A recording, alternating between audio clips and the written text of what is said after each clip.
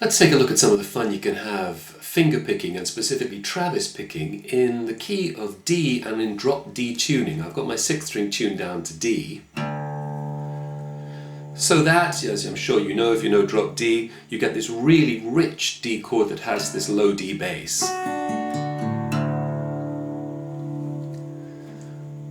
Now for Travis picking, it has this huge advantage of giving us this 6-4-6-4 rocking bass, which you can even vary sometimes if you want to 6-4-5-4, all on open strings. That gives us a huge amount of freedom to move our left hand around to different shapes whilst the bass continues relentlessly. And those are the ideas I want to explore here.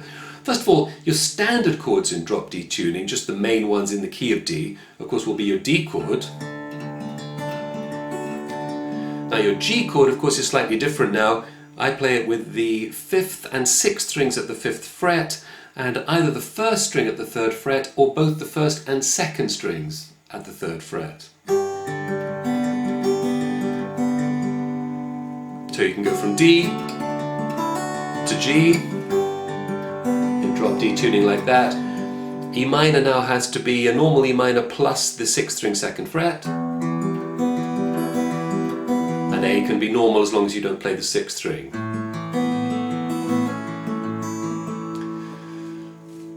But the real fun of this thing in drop D is not to change the other bass notes of the chord, to keep this droning D going whilst you change the chord shapes on the higher strings. That's what I want to share with you here today.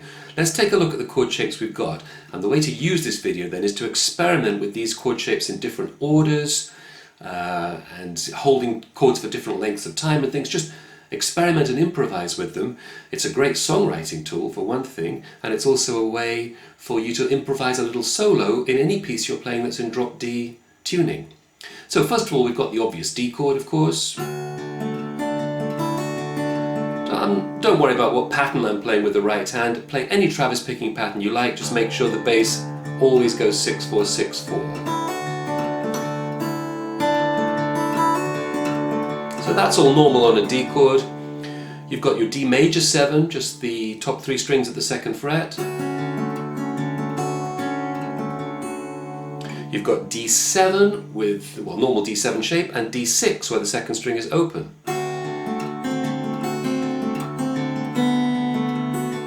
There's your D6.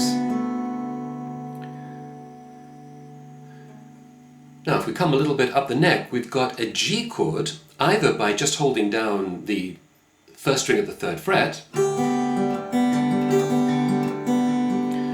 or the 1st and 2nd strings at the 3rd fret. All these chords, by the way, would be written as slash chords. This would be G/D, G over D, because the bass is always a D. So there's your G over D. You can also add the 3rd string at the 4th fret to that chord. So you can go D to G with the bass staying on D.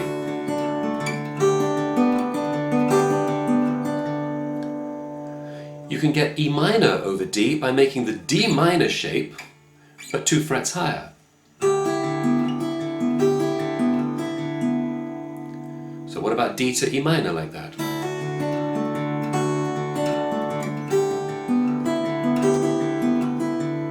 It's already sounding pretty nice. We've got an A shape out of our, well, let's call this the D minor 7 shape. Are you familiar with D minor 7, which is like F but without the 4th string finger? Up at frets 5 and 6, that's going to give us an A over D chord.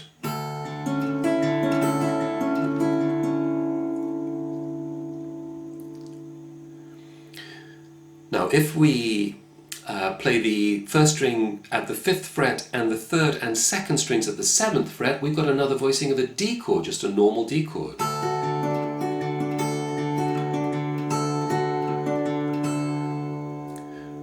But if we turn it into a D minor shape by dropping the 3rd string finger back to the 6th fret, we've got another D major 7.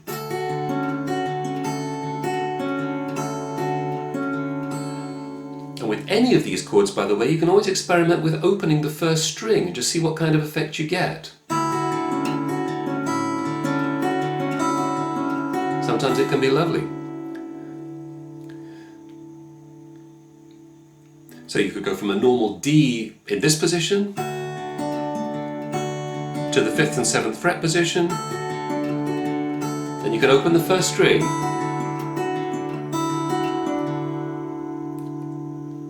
Okay, and of course you can open the first string with the D major 7 out of the D minor shape here too.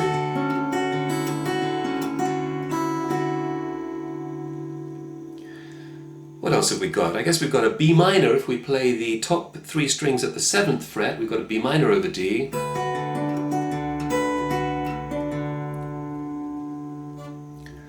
And if you turn this into a D shape, a full D shape, this is now a G chord on the top 3 strings, but we've still got the D bass, so G over D.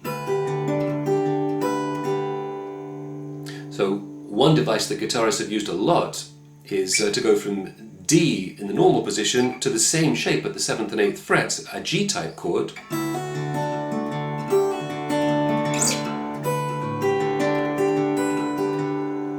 Always effective.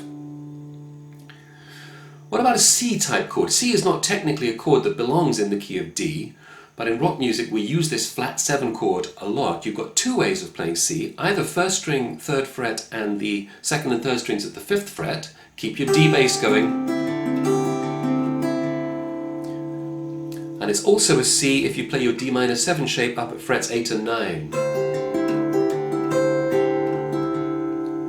So what about, for example, our D out of this shape at the 5th and 7th frets, going to C out of this shape?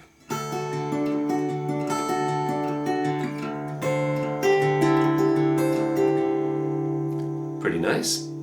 Bring that one up 2 frets and you've got another standard D voicing. So we've got normal D chords here, here, and now here, the D minor 7 shape up at 10 and 11.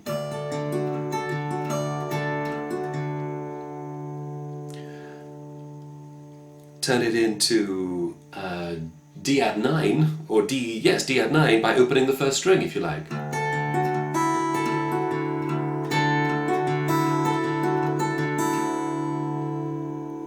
Really cool. Bring that, now with these, keeping the first string open, what about bringing that shape up 2 frets?